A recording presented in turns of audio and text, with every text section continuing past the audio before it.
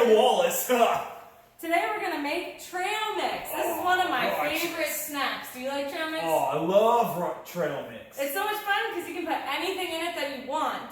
And so it's a good snack if you're going to go for a hike, if you're going to go for an adventure. Or if you're going out on that long adventure trying to find that perfect surf spot. Yeah, I love bringing trail mix for that. It's also a really fun thing to make for friends and share with them. Totally. So we're going to make some trail mix today. Yeah. We have a whole bunch of different ingredients that we can add to our trail mix, but let's make what you like, Wallace. Oh, okay. What do you want to put in your trail mix? Well, you want to start with a good base, right? Because Yes. you want that to have some substance in it. Yeah. So a good thing you can start with is some corn squares. They're corn squares that you make out of corn. Or Yeah. something like that. Something So like then that. you open it up. Yeah. Pour it in the bowl. Yeah, you start it in the bowl because you don't want it to be all candy or else you're going to make your belly hurt. That's true. Too many sweets, not a good thing. Okay. Gotta balance it out. So we open it up, pour some cereal in there. Nice. That's a good start. Good start. Now, to make a good mix and some more flavors, a good start is some chocolate chips. Ooh, now chocolate these chips. are some semi-sweet morsels.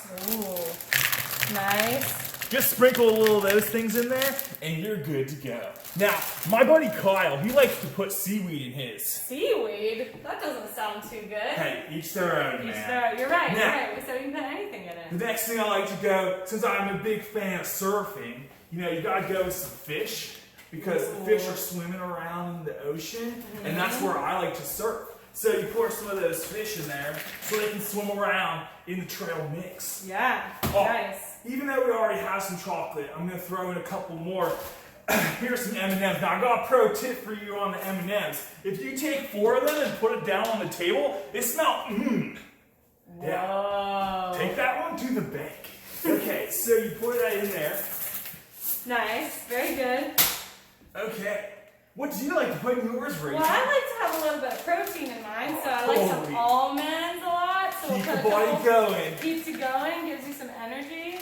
I also really like dried fruit. So let's see. Here's some dried mangoes we could add in.